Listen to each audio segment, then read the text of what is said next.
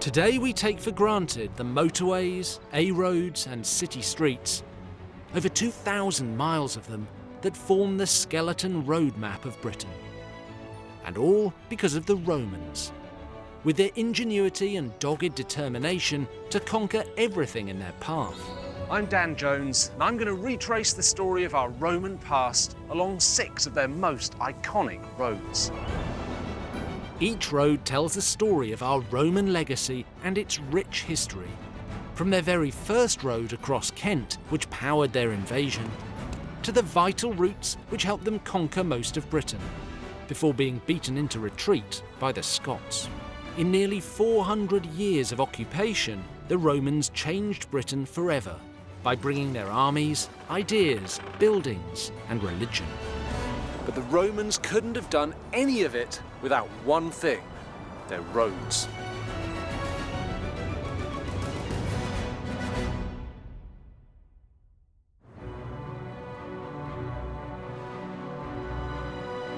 This week, I'm exploring Ermine Street, the Romans' straightest road, which runs north from their capital in London to what became their second city in Britain, York, founded in around 100 AD. Most of Ermine Street is still in use today, though we know it better as the A1. This is Bishopsgate, right in the heart of the City of London, and it's the start of Ermine Street proper. Now, about 200 miles in that direction is the city of York, and that's where I'm headed. The Romans used their roads to transport their armies and their culture and ideas. A journey along Ermine Street reveals a fascinating insight into Britain's religious past. When the Romans arrived in 43 AD, our ancestors, the native Britons, were mostly pagans who believed in numerous deities. But during 350 years of occupation, we inherited a few Roman gods and beliefs before eventually becoming a Christian country. Right at the start of Ermine Street is an important Roman religious site I want to see, but I'll have to go down a few stories to reach it. It's a remarkable temple called a Mithraeum, and in its day, it was at the centre of a mysterious, empire-wide cult. Just a few metres above my head is the hustle and bustle of the middle of the city of London, which pretty much any time of day is full of people, rushing about their business. And then you come down a couple of flights of stairs and here you are, not only in the sort of peace and tranquility and silence of this room, but also in a way transported back, 1700, 1800 years to Roman Britain. I've been granted very special permission by archaeologist Sophie Jackson to walk on the floor of the temple. Right, Sophie, I know this is a Mithraeum, but what is a Mithraeum? Yeah, it's a good question. It's the temple, it's the space of worship associated with the cult of Mithras. So who was Mithras? Another good question. Mithras is a Roman deity who appears in the Roman world in the 1st century AD. By appears, I mean people start worshipping him. We're standing in what we could call the nave. This is the sort of central part of the structure, and it's where rituals would have happened, initiation ceremonies. This is where the sort of business happens. And we're actually at the moment right at the business end. This is the dais, and here you'd have had a cult statue of the god Mithras, the sort of common sort of image in almost all of these temples to Mithras. And it's Mithras killing a bull, often shown within a cave or within a cave-like space. So these are the steps here going up to the altar, where the pater, or leader, the father of the cult, probably would have sort of coordinated the service, the rituals going on. It sounds a bit like Freemasonry, and there's definitely an element of the sort of networking and male bonding going on, as well as the spirituality, which was definitely a very, very major part of it. This reconstruction shows what it could have looked like, the space lined with columns and with the image of Mithras himself presiding over the temple. Historians believe Mithras was based on an old Persian god, Mithra. Depictions of him differ, but he's always young, strong, and killing a mighty bull. Various animals are usually shown sort of feasting on the blood coming from the bull. And it's thought that this all means it's about fertility, it's about the creation of life, and And sometimes we get astrological, signs of the zodiac associated with it as well.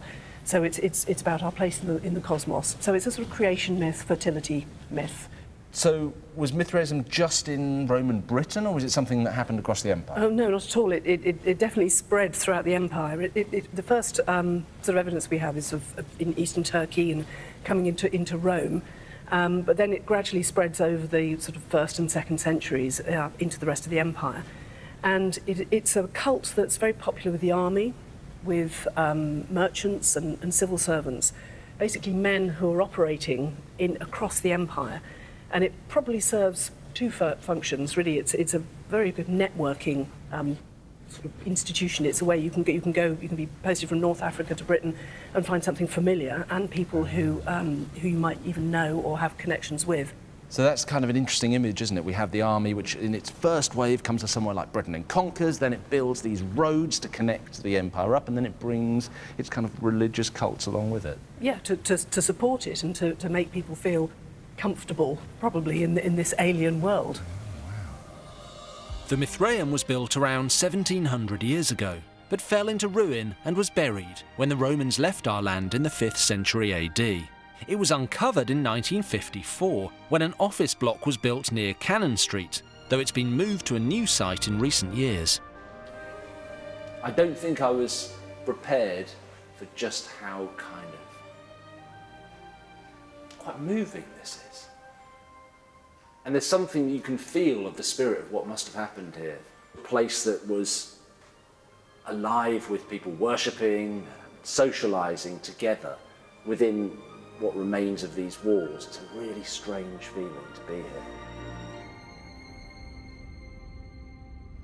You know, we normally think about armies as this great destructive force, but in a way, the legions who came here in the 1st century AD, well, they were the opposite. Everywhere they went, they built things. They were, quite literally, empire builders. As it leaves London, Ermine Street travels through busy urban districts like Tottenham and Edmonton, and then leaves the metropolis far behind. It runs on into Cambridgeshire, where the terrain smooths out for agricultural use and flat fenlands. Today the road may be overshadowed by the modern world, but from time to time we still see clues as to how our ancestors lived their religious lives, especially during the time of the Roman conquest in the 1st century AD. If you really want to understand the Romans, you've got to go back a little bit further in time and look at the people who were here in Britain when the Romans arrived. Now, just down the road from where I'm standing, the native British tribes were busy with their own extraordinary creations. 12 miles south of Cambridge and 10 miles east of Ermine Street, close to the modern border with Essex, stand the Bartlo Hills, a group of colossal earth mounds. They're not hills at all, they're man-made burial mounds. It seems the native Britons may have had a fascinating attitude towards death and the afterlife, which continued after the Romans arrived. Historian and author Simon Elliott knows some of their secrets. This is an astonishing place, a place of true power. So you have here 7 tumuli, 7 barrow burials, and it's a way of showing how important they were. So effectively what you do is you have a flat piece of earth, you dig a hole in the earth, you put the burial in there with the grave goods, including Samianware, you cover it over with earth, but then you build these huge, huge barrows on top to show how important the people here were. These tumuli were constructed in the early part of the 2nd century AD, around 60 years after the major Roman invasion. A truly mammoth project. But it's not just their size that's important. What do the finds made here tell us? The archaeological record here is fascinating. It tells us the status of the people in the actual burial itself is reflected by the grave goods more than the burial itself. Now here we have some really fine grave goods. We have glass, which is very expensive in the pre-modern era, Samian ware, really fine pottery from Gaul, really fine tableware, jewellery and things like that, which show that the people who are buried here were at the top of society. They were elite aristocrats, probably, given where we are in Cambridgeshire, for the Cativalorni tribe. So this is the tribe pre-Roman sort of native tribe that broadly lived from around here through towards Hertfordshire, so to the north of London. But it doesn't tell us who they are, and it doesn't tell us who they worshipped. The religion of the native Britons is usually called paganism, but that doesn't translate into a set creed. They tended to worship forces of nature and the spirits of their ancestors. So we can say the Britons were polytheists because they had numerous gods. Most barrow burials, let's say they're Bronze Age, pre-Roman, late Iron Age, all of them are smaller than this. So you just have this clash of cultures suddenly appearing here, where on the one hand, you have the late Iron Age barrow burial for the family who lived here, but these are of a scale which is monumental. And the people who built things in a monumental fashion were the Romans. If you look all across the Roman Empire, the Romans were very tolerant of local religions, providing, of course, the people living here were willing to worship the Roman Emperor with the imperial cult. Perhaps the aristocratic Britons who built the Bartlo Hills around 100 AD were so inspired by the Romans who ruled their lives that they made these tumuli bigger than usual. But we'll never know. What we do know is that, like the Britons, the Romans were polytheists and created burial sites in a grand style, like the tomb of the Emperor Augustus. Reverence for the dead was a hugely important part of Roman thinking. Back in Italy, their tombs were the statement pieces of rich nobles and lined important streets, like the Street of the Tombs in Pompeii. There are no tombs along Ermine Street, but 30 miles north of the Bartlo Hills, I reach the town of St Ives. The museum holds a fascinating hoard that tells us something about the Roman outlook towards burials in Britain, a box of infant bones that was found in 1905. And there are the bones. Ooh. There are possibly even 2 infants here in the bag. I mean, you can see the size of the bones. The child probably, or the children are probably 9 months old. Right. And where were they found? Well, they're found inside a Roman town, and that poses clearly problems because the convention was that you didn't bury inside towns to protect the water supply. I see. Because if you've got cemeteries inside towns, you're going to get polluted water. Of course. The exception, of course, are children. Right. So adults would have been outside the walls of the town. Children are an exception. And in fact, in the Roman world, children aren't really... It's difficult to explain what the concept was. They weren't considered to be members of society until they were perhaps 2 or 3 years old. Sometimes, if you were the child of a slave, for example, and slaves are pretty dominant in Roman Britain, the Roman Empire generally, you would have been owned not by your mum or your parents, but by your mum's owner, the slave owner. So if the child weren't considered worth bringing up, they would have been left out and exposed. That's terrible. And then interred. Or, you know, I mean, that's the sort of concept you've got to think about, really. The fact these bones were jumbled up together suggests they may have been dumped on a Roman rubbish tip, too small to be a health hazard and not important enough to warrant a religious burial. It's strange, isn't it? Because we often think about the Romans as these very sophisticated and in some ways admirable people, but their views on children were very different from our own. Yeah, pretty harsh, actually, sometimes. Well, shall I put them back as we found them? Yeah, please do. As carefully as I can. The bones were found a few miles further west, in Godmanchester, and they weren't the only historic discovery there. So this is my next stopping point. This is where Ermine Street crosses the Great Ouse, as well as another Roman road running down to the important legionary fort at Colchester, which is off in that direction. And you can tell the locals are quite proud of their Roman heritage. There's even a legionary on the town sign. The Romans called this place Dura Govatum. It was the site of a fort they built to quell local unrest, housing around 750 troops. Over the last 2,000 years, that small settlement has grown into a town of nearly 8,000 people. This pattern of development was repeated over and over again across the country.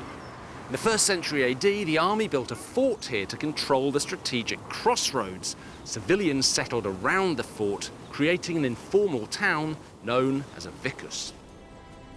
The disorganised vicus settlement gradually evolved into something more formal.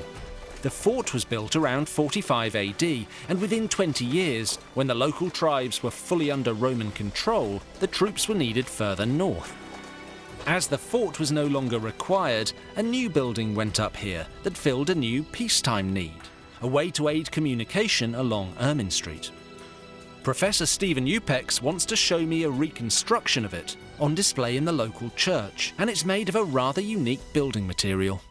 Well, this is really taking me back to my childhood, Look at actually. this. All this Lego. It's Fantastic, isn't it? But I don't think I ever built anything quite as fancy as this. No, What is it? it's the Mancio. A Mancio. And a Mancio is an inn along the Roman road.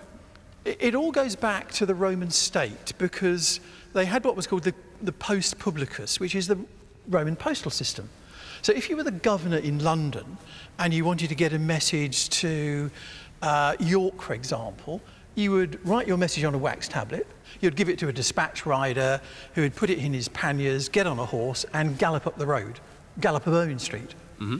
And when the horse became tired, they'd need a change of horse. And so how far can you gallop a horse before it gets tired? Well, they're roughly every 20 miles along the road because they're based on the former military fort system that was here. That's where the embryonic Mancios would have started.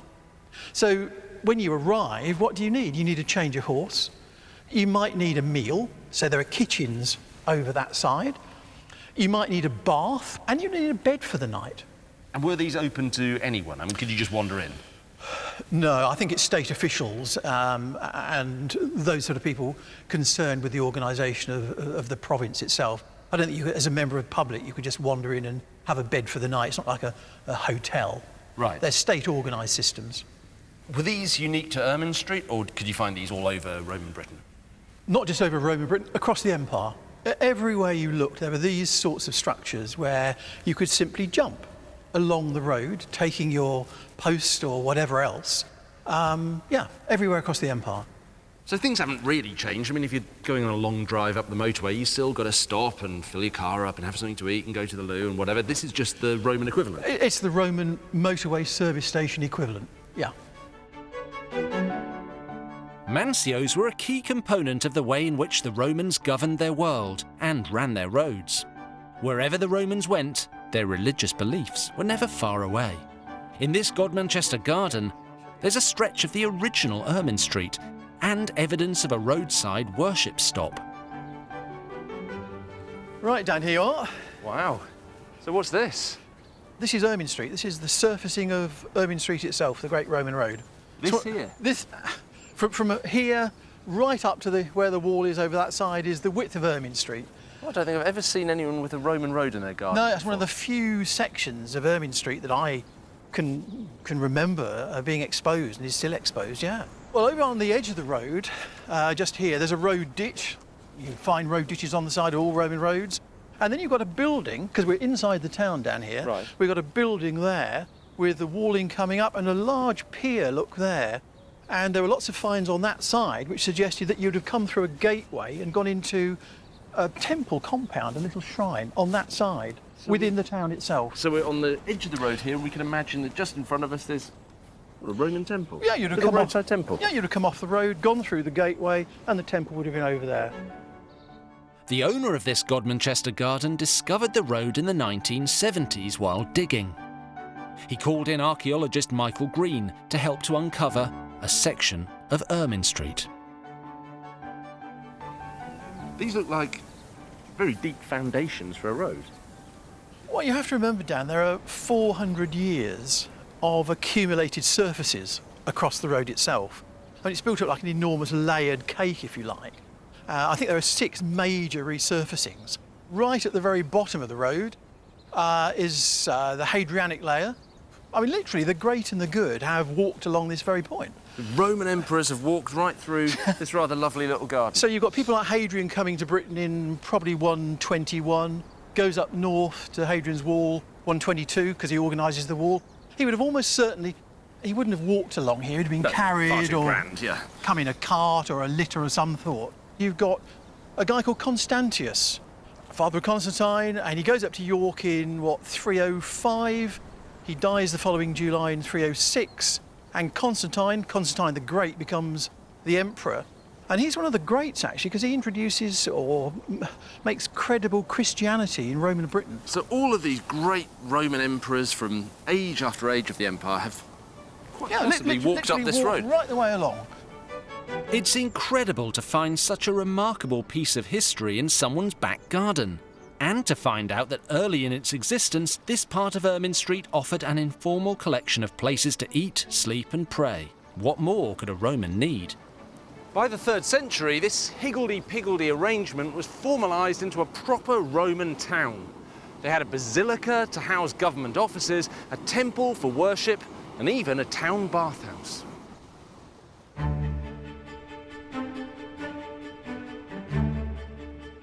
I'm travelling the Roman roads of Britain, and as I follow Ermine Street north from London, I've travelled around 100 miles into Lincolnshire. The Romans paved this route all the way to York, making one of the straightest roads they ever built, and shared their religious beliefs with our native tribes. Like many of Britain's Roman roads, Ermine Street has been adapted over the passing centuries, and it's now part of our modern road system. Thousands of us still use it daily because it's the Great North Road, or to give it its official title, the A1. I don't think walking along the A1 is going to be that much fun, so I think I'll take the car.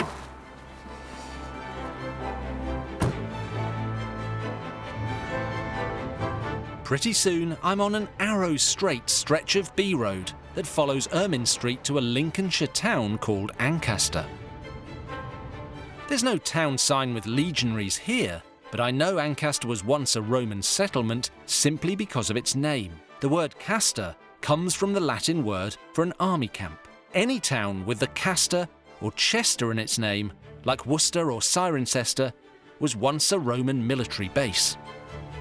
But it's not just the name that identifies Ancaster as a Roman settlement. Local expert Richard Tyndall is keen to show me a replica of a Roman religious artefact that ended up buried here.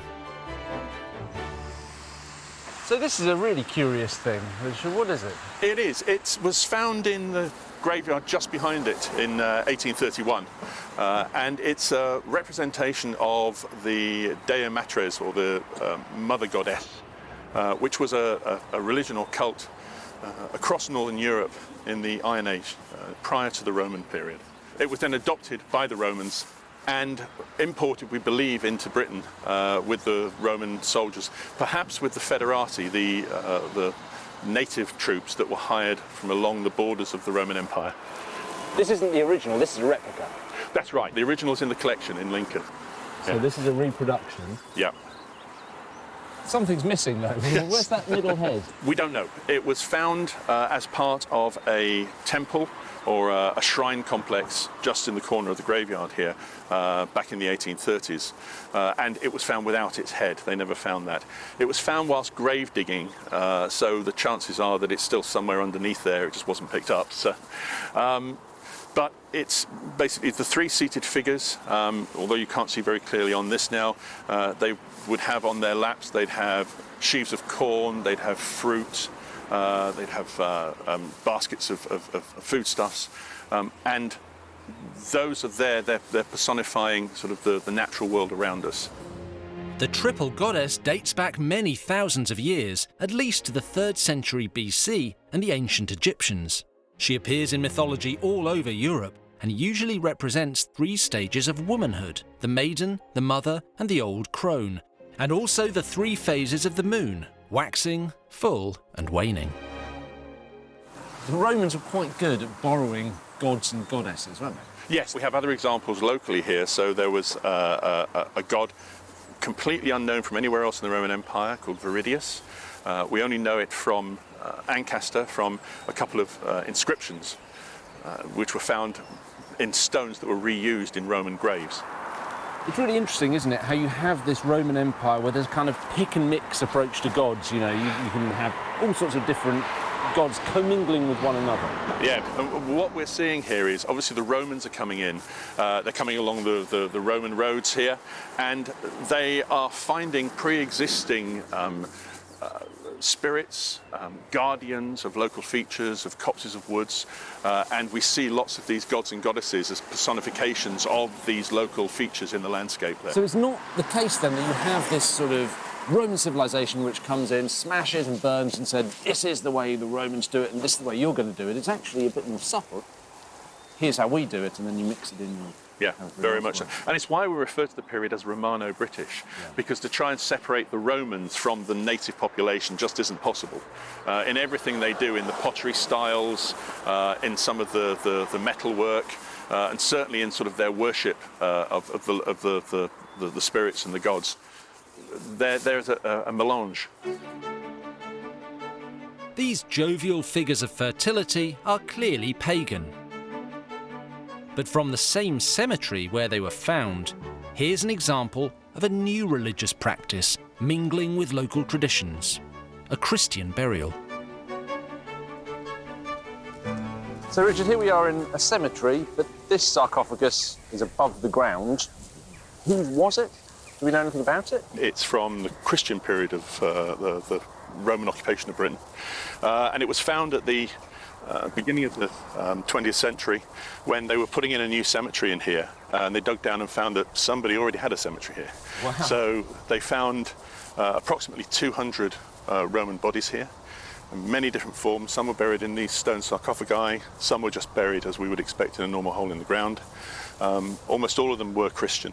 How do you know that a burial is Christian rather than traditional Roman and pagan? Two main reasons. One is the orientation of the graves. All the graves are oriented in the same direction, generally east-west. The other reason is the lack of grave goods. But in Christian burial, that's in Christian not burial, part of the practice. that's basically not the practice. Yeah, so that's stopped. This modest site on Ermine Street reveals not only how the multi-god faiths of Britain and Rome were starting to merge, but also the earliest days of Christianity on our shores. It didn't take off here until the 6th and 7th centuries, when the earliest churches were set up by saints like Columba, Aidan, and Augustine, who founded Canterbury Cathedral in the year 597 AD. But there were pockets of Christianity in Britain from as early as the 2nd century, perhaps because of missionaries from other parts of the empire spreading news of Jesus Christ along these very straight roads. There's not much doubting that this is a Roman road. It just runs off into the distance as far as the eye can see. But although this was the main road north in Roman times, it quickly fell out of use after the Romans left in the 5th century AD. And it's easy to see why. There's nothing here. No matter what gods they believed in, for the Romans the key was getting between major towns via the shortest, straightest route possible. They had little interest in joining up useful local resources like springs and woods. So after they left, the locals moved away. Ermine Street went from being a main Roman trunk road to being the B6403, otherwise known as the High Dyke. Well, now I've come so far, I've even run out of tarmac, so I guess I'm going to have to follow in Roman footsteps with my own 2 feet.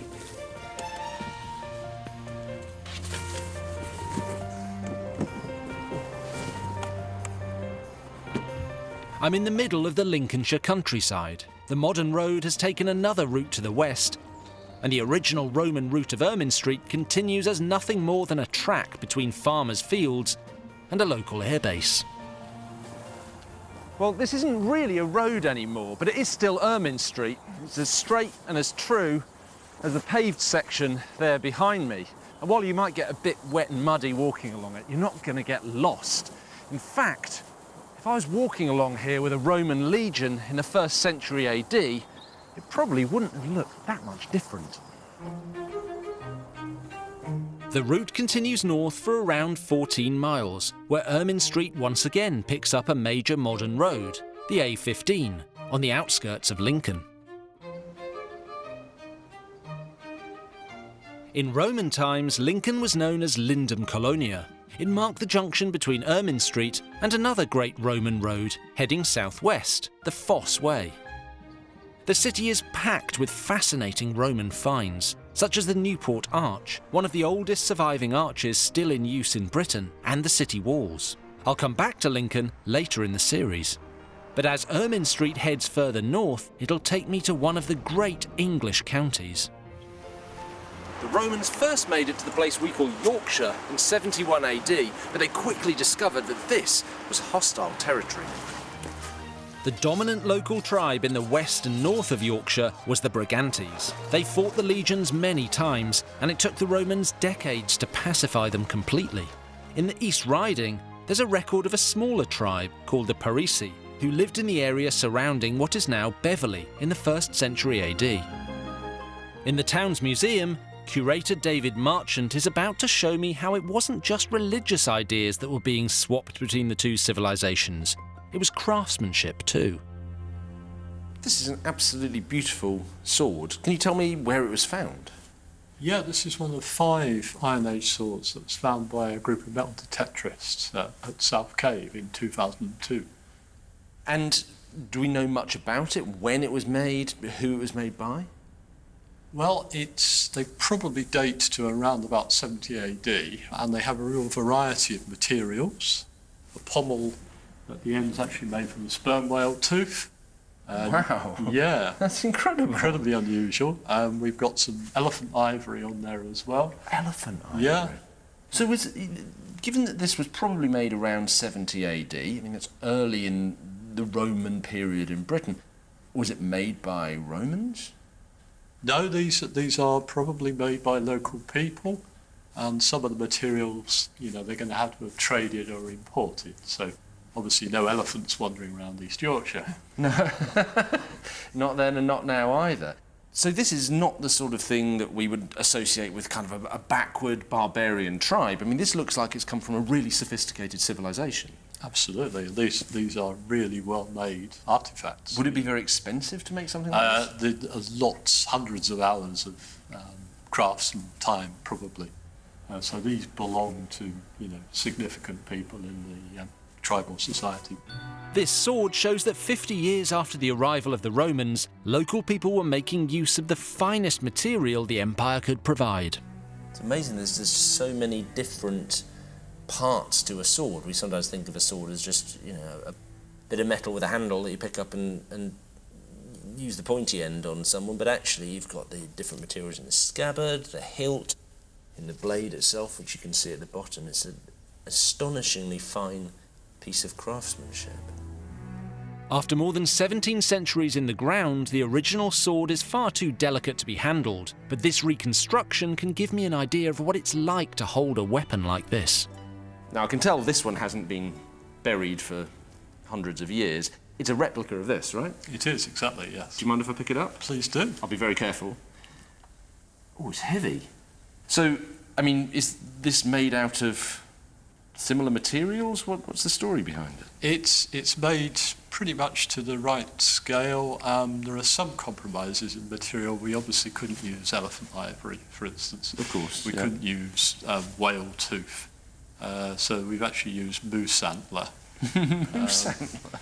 Obviously, I think this is very fine, but this is really what it would have looked like in its prime. And, wow, is it sharp? No, it's not been sharpened, but it is still pretty heavy. Oh, yeah, look at that. I mean, you feel like a king just holding it, actually. This is a proper piece of kit. Was it expensive? It's about £3,000 for that. All right, okay. I might put it down again in that case. But that is really, really beautiful, and I suppose gives us a sense of just what a sacrifice it would have been to put something like that in the ground all those years ago, because if that was mine, I'd never want to put it down, let alone bury it for someone else to have. I'm travelling the route of Ermine Street, the straightest road built by the Romans to run north of their capital, Londinium. For the last 200 miles, as I've passed through the fen counties of Cambridgeshire and Lincolnshire, I've seen how the Romans fused native British religious beliefs with their own, and even burial practices from the earliest days of Christianity. Now my final destination is in sight, the city of York, which was known by the Romans as Iberacum. In its day, it was the second city of the Roman province of Britannia. The great trading port of Londinium was all about the money, but Iberacum was about the military. This was, first and foremost, a garrison town, founded by one of the finest fighting forces in the Roman world, the 9th Spanish Legion. It's a legion that's passed into myth and legend. It arrived with the invasion of AD 43 and disappeared from the historical record 70 years later. The most popular theory is that it was wiped out by the native tribes in Scotland in around AD 120, possibly prompting Hadrian to build his famous wall. Eventually, York outgrew its military origins to become a major city in its own right. Sometime around the beginning of the 3rd century, it became the capital of its own Roman province, every bit the equal of London down south. And like London, it was a very cosmopolitan place. It drew soldiers and civilians from every part of the Roman world. And as we've seen all the way along Ermine Street, they brought some very distinctive beliefs and tastes. Adam Parker of the Yorkshire Museum is going to show me the remains of one rather unusual individual. So it's a skull of a man. It's a young man when he died, and he was buried wearing a lot of female jewellery. We know from looking at lots of the other graves in Roman Britain that men have got a certain type of jewellery that they're buried with, and women have a certain type that they're buried with as well, and this is reflecting what they wore in life. So this chap, he's got a big Whitby jet bracelet that would have ran all the way around his wrist, a few other bits of jet jewellery, he's got a copper alloy anklet on, and there are about 3 burials in Roman Britain of men with jet within them. This one had more than anything else. And why might it have been dressed like this with this kind of jewellery? So we think he's probably a Gallus priest. In the 3rd century, there's a cult that comes from the eastern part of the Roman Empire, the cult of Cybele. Cybele's lover in the myth was Attis. As part of the myth, Attis castrates himself, and the priests do this as part of their initiation. So they ritually castrate themselves in order to become this. Once they have finished their initiation, they then dress as women as part of their priestly regalia. So it might have been a man who was walking around in women's clothing and women's jewellery, and that sort of makes sense in terms of the archaeology. So this is quite unusual in Britain, but is it something we see across the wider Roman Empire? It's still an unusual find across the empire because we know we have this sort of jewellery in Roman Britain that we can associate with women specifically, but the cult was empire-wide. A really good piece of evidence comes from London, where we have these big copper alloy castration clamps, and they've got pictures of the 12 Roman gods along the top of them, and they may have been used in the sort of rituals associated with this. It's something that would have been brought in as part of the empire-wide cults.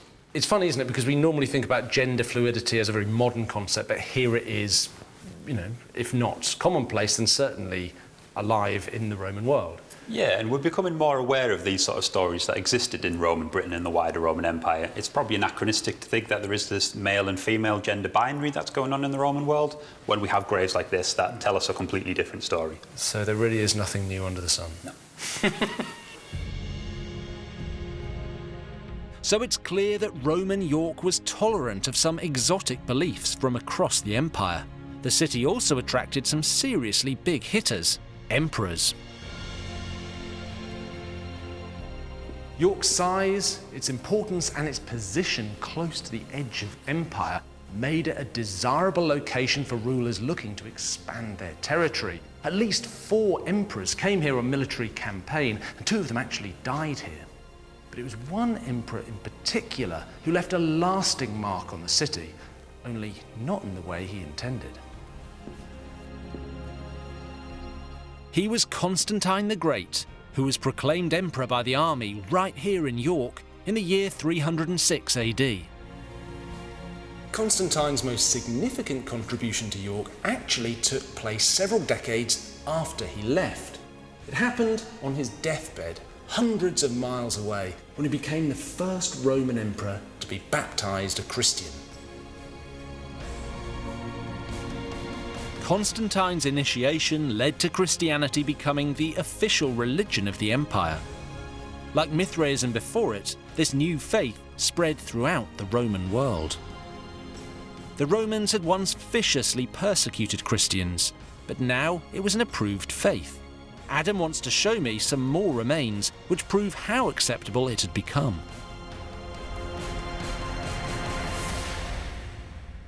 So who's this? This is the grave of the Ivory Bangle Lady. She is the skeleton of a young adult female. She was between 18 and 23 when she died, and she's buried with this really high status grave goods. one of which is a jet bangle and one of which is an African elephant ivory bangle. So that's not cheap. It's quite unusual. It's a very exotic material to be able to get in Roman Britain. And it's interesting that we have this local material of Whitby jet alongside this international material of the elephant ivory. We've had some interesting scientific research done on it. There's a process called stable isotopes, which checks the chemical signatures that are surviving in your teeth. So everything that you've eaten leaves a certain sort of signature, and we know from that she grew up somewhere hot and arid, probably in North Africa. Yeah, Yorkshire's not hot and arid. Very much not. And then in her late teens, she moved to Yorkshire, and she's obviously died here and been buried here as well. Well, that's pretty amazing, isn't it? Because sometimes, I suppose, we think that, nearly 2,000 years ago, people didn't get about the world very much. But here's someone from North Africa, possibly, who's ended up as living in Yorkshire, as it now is. In the 3rd and 4th centuries, it's not just emperors that are visiting York, there are people moving out all over the empire. So she went from one furthest distance point of it to here in the fringes of the empire as well. But I suppose that given the grave goods, elephant ivory and Whitby jet, some local, some international, but they're all of high value, to move about the empire was a privilege in itself. Yeah, and it wasn't a privilege that was available to everyone. She may have been associated with the army, perhaps through a partner or family member. Certainly, the nature of her burial here suggests that she lived a very wealthy life when she lived in York. There's also an interesting plaque up here, which reads, Soror Ave Vivas in Deo, which means, Hail Sister, may you live in God. This is Christian text, and that doesn't work entirely well with this traditional pagan sort of burial. It tells us that the ivory bangle lady probably knew somebody in a Christian community, but not that she was herself Christian. But it still tells us that there was this time in the Roman Empire where you had pagan beliefs and Christian beliefs all intermingling with one another, and pagans and Christians rubbing shoulders together, right? Yeah, so Roman Ibrahim is definitely a boiling pot. We've got all the different cults of Britain, of the Roman Empire, of the East, commingling with the early Christian communities as well, and they're all getting along.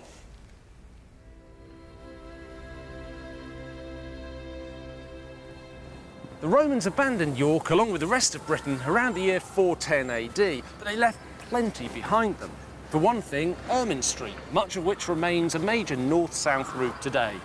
And for another, this great city, which continued to grow and thrive for centuries as the effective capital of the north. That in turn led to the establishment of York as a major centre of the Christian faith and the building of this magnificent minster. In my journey along Ermine Street, I've seen how two cultures can blend and influence each other, creating new beliefs and bringing us the largest religion practiced in the UK today. Who says the Romans never did anything for us?